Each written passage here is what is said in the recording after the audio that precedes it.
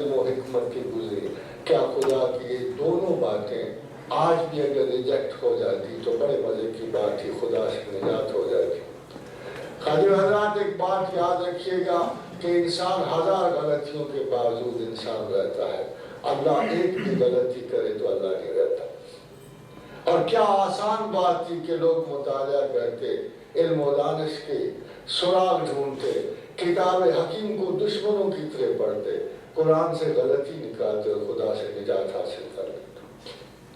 مگر مسئلہ یہ تھا کہ اگر آپ ایک معمولی سی ڈگری کے حصول کے لیے 20-22 سال گزار دیتے ہیں، 30-32 سال اسپیشلائزیشن میں گزار دیتے ہیں، تو کائنات کی سب سے بڑی کتاب علم و حکمت کو، کتاب تخلیق کو، سائنسز کتاب تحقیق اور قرآن کتاب تخلیق، تو کیا عجیب سی بات ہے کہ ہم ایک معمولی سے علم کی ایک شاخ کے تدبر میں عمر بتا دیتے ہیں، اور جب قرآن کی باری آتی ہے تو ہم ایک ان پڑھ مولوی کا سہارا ڈھونڈتے ہیں.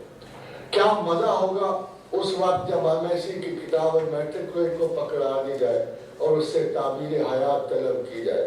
یہ سب سے بڑا المیہ ہے کہ تعلیم یافتہ پڑھے لکھے دانشور لوگ جنہیں اپنے عقلوں پر ناز ہے، جنہیں غرور عقل ہے، جو سمجھتے ہیں کہ ہم انٹلیکچوئل ہیں، وہ اس کتاب کے ساتھ کوئی جسٹیفیکیشن نہیں کرتے، بلکہ ہم کوشش کرتے ہیں کہ کم سے کم تعلیمی عرصے اور بحران میں، کم سے کم وقت میں جتنی تیزی سے سنی سنائی باتیں جو اس کتاب کی ان سے گزر جائیں تو وہ بہتر ہے. خاتون حضرات، بہترین کتاب علم کو کسی مجذوب کو نہیں بخشا گیا، کسی ایسے شخص کو نہیں دی گئی جو ڈپریشن کا مارا ہوا تھا، کسی ایسے شخص کو نہیں جو تکبرات ذات کا حامل تھا. ایک ایسے شخص کو دے گئی جو آج بھی ہمارے لیے کائنات میں سب سے بڑے اعتدال کا ماڈل ہے. اگر اصول علم دیکھا جائے تو جتنا علم بڑھتا ہے اتنا اعتدال بڑھتا ہے. کیا عجیب بات ہے کہ جب کسی شاعر کو ایک شعر لکھنا آ جائے تو اس کا سٹائل آف لائف بدل جاتا ہے، اس کے انداز عجیب احمقانہ سے ہو جاتے ہیں، آنکھیں آسمان کو جا لگتی ہیں اور تفکر میں پتہ نہیں کہاں سے کہاں پہنچ جاتے ہیں.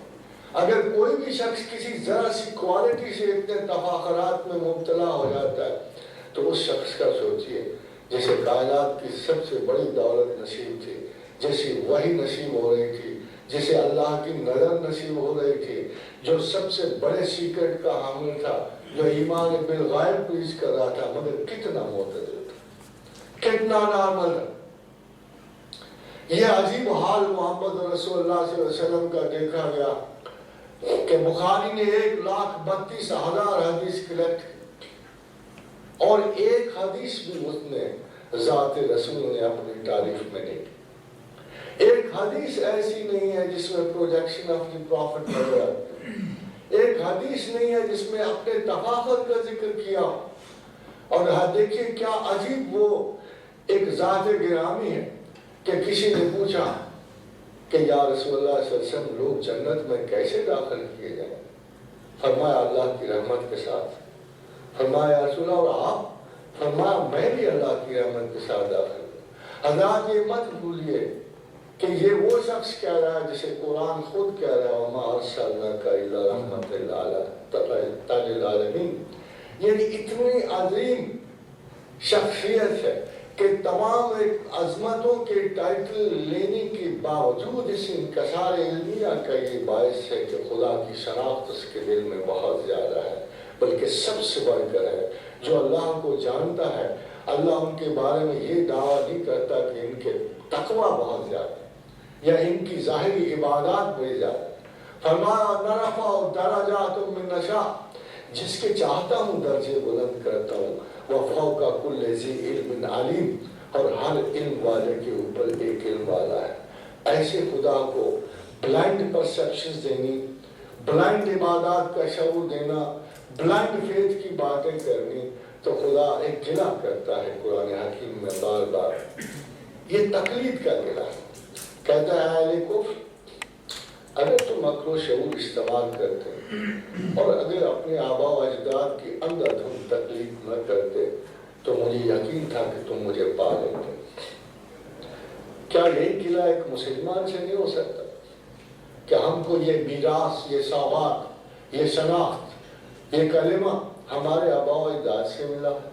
ہم نے کبھی اپنی پرسنل ایکویشن ڈسکور نہیں کیا اللہ کے ساتھ۔ مذاہب عالم میں شریعتیں تو بدلتی رہی، آدم کی اور، نوح کی اور، شیش کی اور، مگر ایک مقصد مذہب کا براہ راست ہمیشہ قائم رہا کہ ہمسائیگی خدا کی طلب میں جب بھی انسان چلا، مذہب نے اسے رستہ دکھایا۔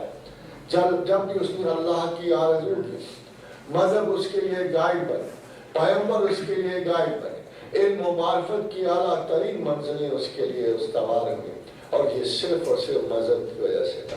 اور جس کے سینے میں خدا کی طلب نہیں، اور جس نے سوچا نہیں، بھلا اس کی اکاؤنٹیبلٹی کا کیا سینٹر ہو سکتا ہے؟ اس کی ذہنی اور اخلاقی جواب دہی کا کیا مرکز ہو سکتا ہے؟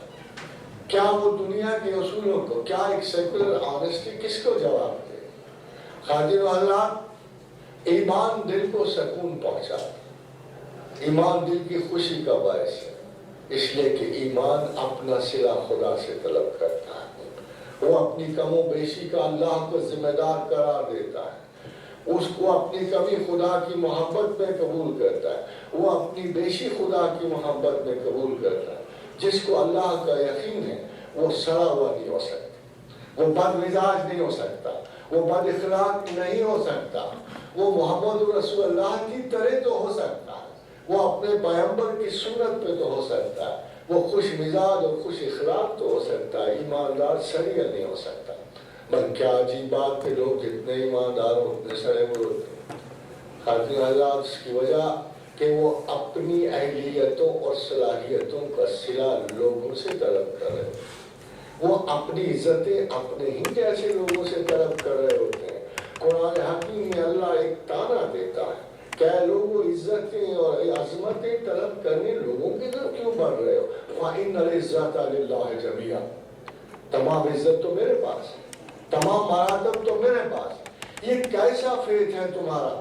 کیسے مجھے مانتے ہو؟ کیا حلق کی گہرائیوں سے دل کی تنہائیوں تک آپ کو میرا یقین نہیں ہوتا؟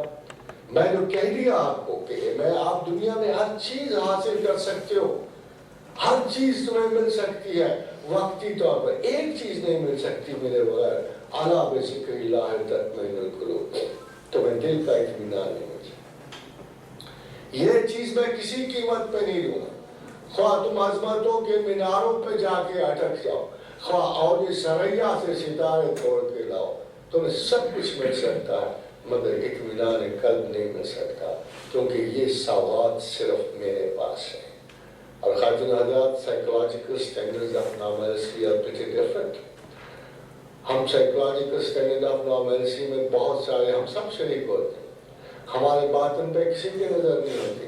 ہم سمجھتے ہیں کہ جو شخص اور حرکات نہ کرے، جو معاشرے سے منقطع نہ ہو، وہ نارمل ہے، مگر ہم نے کبھی یہ نہیں دیکھا کہ یہ جتنے اسٹینڈرڈز ہیں نارملسی کے، یہ جعلی ہیں۔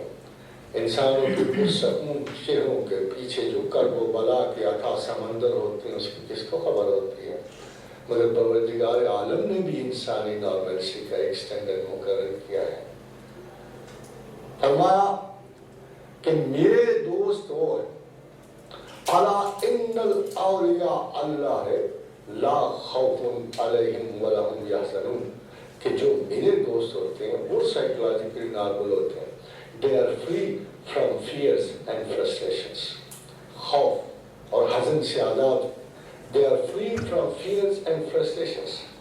اگر آج کے زمانے میں ایک انسان کو فراغت چاہیے غم و حزن و بلا سے، جیسے قرۃ العین طاہرہ نے ایک شعر کہا ہے، بجواب طبل الست تو زد دلا چکو سے بلا زدم، کہ جب تم نے آواز دی تھی الست بربکم، تم میں سے کوئی ہے جو اپنے رب کو جانتا ہے، تو میں وہ بدقسمت تھی جو ہاں کر بیٹھی۔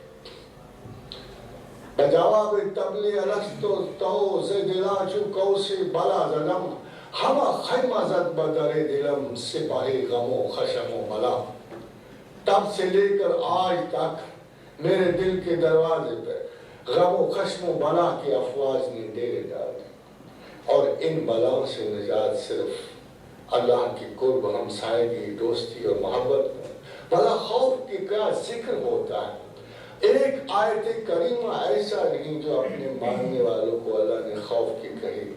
خدا کو کسی اور چیز کا گلہ ہے، خدا کو حسرت ہے۔ فرمایا یا حسرت علی العباد، لوگوں مجھ پہ حسرت ہے، میں مہربانی اور محبت کا سمندر لیے بیٹھا اور تم میرے لیے مصائب تخلیق کر رہے ہو۔ میں تم پہ کرم کرنا چاہتا ہوں، تم سے انس رکھنا چاہتا ہوں، تم سے دوستی رکھنا چاہتا ہوں، تم الٹا مجھ سے ڈرے جا، خوف زدہ ہو رہے ہو۔ تمہیں کس نے بتا دیا کہ میں ظالم ہوں، ستمگر ہوں؟ انہیں لے دے کے ساری ہسٹری میں یاد ہے اتنا کہ اورنگزیب ہندو کش تھا، ظالم تھا، ستمگر تھا، وہی عالم اللہ کے ساتھ کرتے۔ ہمارا تمام تر مذہبی رجحان خدا کے جبر و قہر کی طرف ہمیں مائل کر۔ کیا خدا بھی یہی چاہتا ہے؟ خدا تو محبت کے امتحان چاہتا ہے۔ لن تنالوا البر حتی تنفقوا مما تحبون، تم کبھی بھی نجات حاصل نہیں کر سکتے، برات عاشقان نہیں حاصل کر سکتے، ہمیں نہیں حاصل کر سکتے، ہماری محبت نہیں حاصل کر سکتے جب تک ہماری راہ میں اپنی باقی مادہ محبتیں قربان نہ کرو۔ پھر فرمایا فَإِذَا قَضَيْتُم مَنَاسِكَكُم، میں تمہیں اس لیے گھر نہیں بلاتا کہ تم رسم حجی ادا کرو گا۔ فَإِذَا قَضَيْتُم مَنَاسِكَكُم، جب تم اپنے فرائض پورے کرو، مناسک پورے کرو، فَاذْكُرُوا اللَّهَ كَذِكْرِكُمْ آبَاءَكُمْ، تو مجھے ایسے یاد کرو جیسے آباء و اجداد کو کرتے ہو، جیسے اپنی ماں کو کرتے ہو، اپنے باپ کو کرتے ہو، محبت کرنے والوں کو یاد کرتے ہو۔ او اشد ذکر، ذرا زیادہ کرو تاکہ مجھے محسوس ہو کہ تم ہر چیز سے بڑھ کر مجھے کرو۔ خادم حضرات، بہت سارے معاشرے اس لیے تباہ کیے اللہ نے، بظاہر بڑا امپاسبل سا لگتا ہے کہ خسارہ اور میزان پہ تباہ، جب معاشرے اپنی ایکویشنز خراب کریں، جب اپنی ذہنی مالی ایکویشنز خراب کریں۔ اللہ کے قانون کچھ ڈیفرنٹ ہے۔ دنیا کا قانون معیشت کی ترقی ہے، بزرگی اور بلندی ہے۔ اللہ کچھ اور عجیب سا قانون دیتا ہے کہ کم من حالت، کہ ہم نے کسی قوم تک اس وقت تک تباہ نہیں کیا بطرت معیشتہا، جب تک وہ اپنی معیشت پر ناز نہیں کر رہے۔ اس کے برعکس بابل اور نینوہ کی تہذیب جب معلق باغات تک پہنچی، جب کسنجینز اپنے عروج تک پہنچے، ایکمینینز اپنے عروج تک پہنچے، کسی قوم کو اللہ زوال کی حالت میں نہیں مارتا ہے، بلکہ جب قومی عروج تک پہنچے، ان کے تمردات بڑھے، ان کے تکبرات آسمان کو چھونے لگے، جب اہرام مصر جو ہے آسمان کو چھونے لگے، جب نمرود کی خلقت نے باغ شداد جب تخلیق کیا گیا، جب وہ اتنی عمارتوں پر ناز ہوئے کہ انہوں نے دعویٰ خدائی بھی کرنا شروع کیا، تو خداوند کریم نے کہا ہم نے قوموں کو اس وقت تھاما، اس وقت پکڑا جو اپنی معیشت پہ جو وہ اترا رہے تھے اور ناز کر رہے تھے۔ اللہ کا قانون غرباء اور مساکین کو مارنے کا نہیں ہے، ان کو تو ہدایت و تلقین ہے، مگر انصاف